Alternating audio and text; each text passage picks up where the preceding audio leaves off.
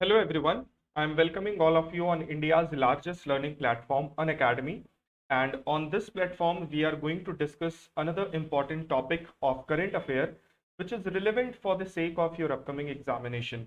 As you are already aware that UPSC is having a habit to ask that terminology which are which are kept coming in our news, right? So the cryptocurrency is very prominent terminology, which is continuously, I hope you guys are seeing in various newspaper or a various mode from where you read your current affair topic. So what is today's topic of discussion? Let us focus on that, right?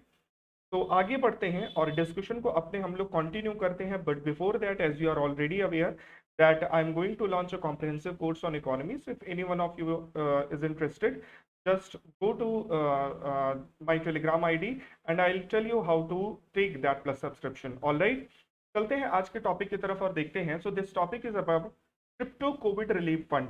Crypto currency से जुड़ा हुआ है, but साथ में crypto Covid relief fund यानी Covid के लिए एक रिलीफ फंड प्रिपेयर किया गया, बनाया गया, जिसके अंदर अनुदान या जो भी सहायता वगैरह दी जा रही है वो क्रिप्टो करेंसी के रूप में दी जा रही है.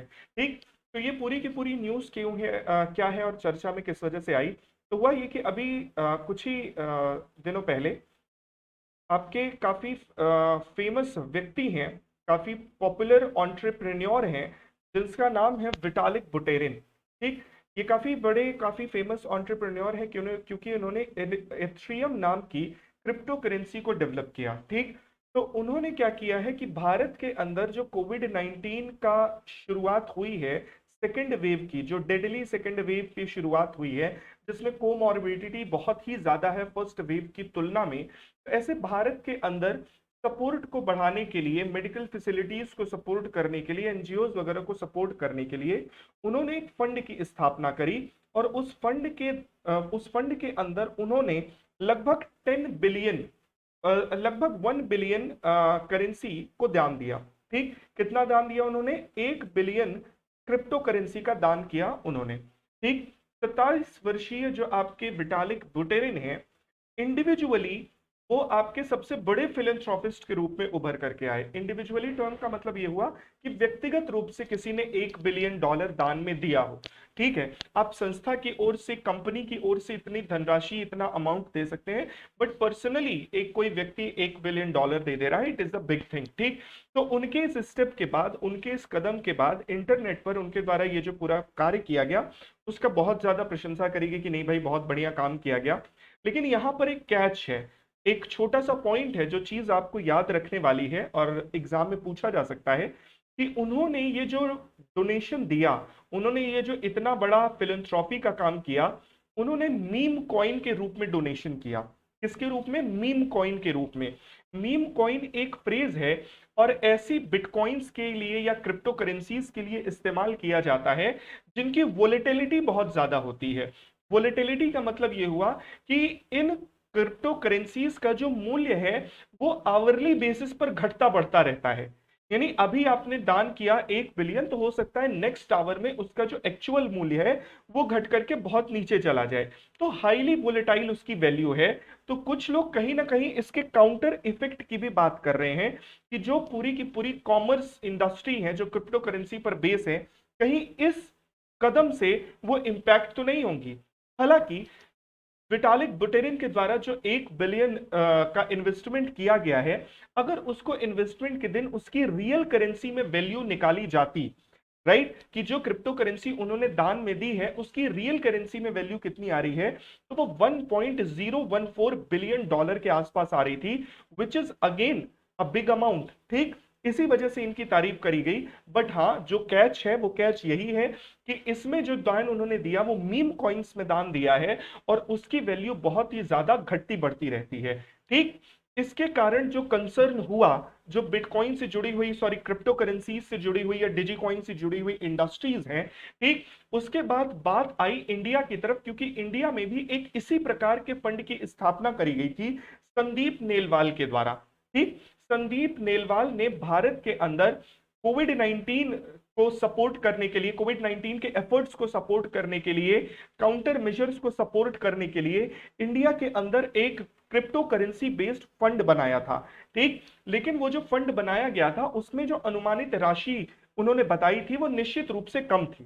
ठीक, यहां पर यह बताया गया कि अगर जो पॉलीगॉन संस्था है, जो पॉलीगॉन ऑर्गेनाइजेशन है, संदीप नेलवाल के द्वारा बनाई गई संस्था, जिसका कार्य है कि क्रिप्टो करेंसीज में अनुदानों को लेना और कोविड 19 के करेक्टिव मेजर्स को, काउंटर मेजर्स को सपोर्ट करना, तो उसके अंदर जो कुल धनराशि है वो 800 मिलियन के आसपास आंकी गई।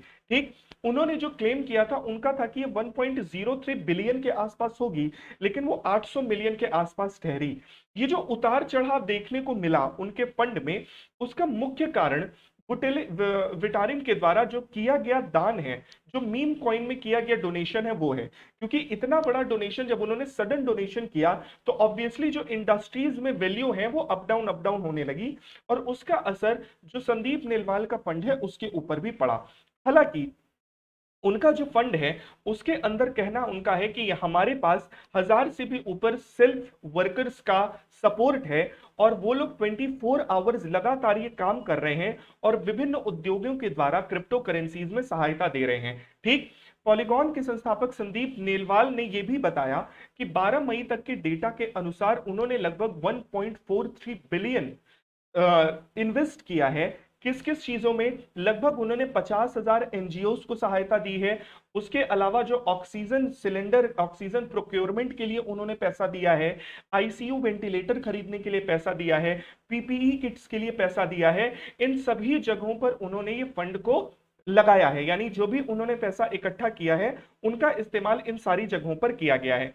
It is a great initiative, चाहे वो बुटेलिक विटारिंग के द्वारा किया गया हो, चाहे वो संदीप नेलवाल के द्वारा किया गया हो, क्योंकि हमारा जो आने वाला टाइम है, this is a time frame of a crypto currency और डिजी कॉइन। आने वाला समय इसी तकनीकी पर बेस होने वाला है। बट हाँ, यहाँ हमें इंडस्ट्रीज के जो नॉर्म्स हैं उनके अंदर जो प्राइस वोलेटिलिटी यानी फ्लक्चुएशन का प्रॉब्लम है उसके ऊपर भी ध्यान केंद्रित करना चाहिए। राइट, कहीं ऐसा ना हो कि हमारे द्वारा उठाया गया जो पॉजिटिव स्टेप्स हैं उसका कोई नेगेटिव असर इंडस्ट्री के ऊपर पड़े, जिससे हमारे द्वारा बनाए गए इस फिलैंथ्रोपिक फंड के ऊपर कुछ नेगेटिव इंपैक्ट आए। राइट, अब यहां पर आपके लिए ध्यान देने वाली बात कौन कौन सी है? सबसे पहले क्रिप्टो करेंसी कोविड फंड क्या है, क्रिप्टो करेंसी कोविड फंड क्या है, ये आपको ध्यान में रखना है।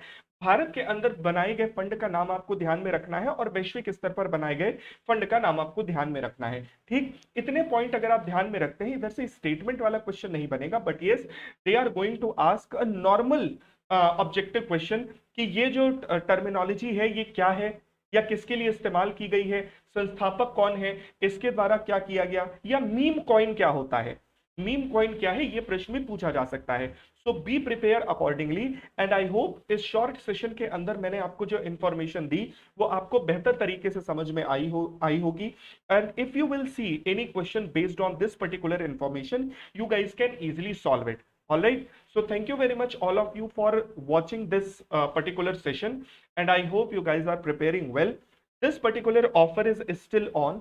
अगर आप में से कोई भी इस ऑफर के लिए जाना चाहता है, and if you are having any sort of confusion ये वर्क किस तरीके से करेगा, लोन ईएमआई के प्रोसेसेस क्या हैं, you can ping me on my Telegram link Archit Tiwari 101।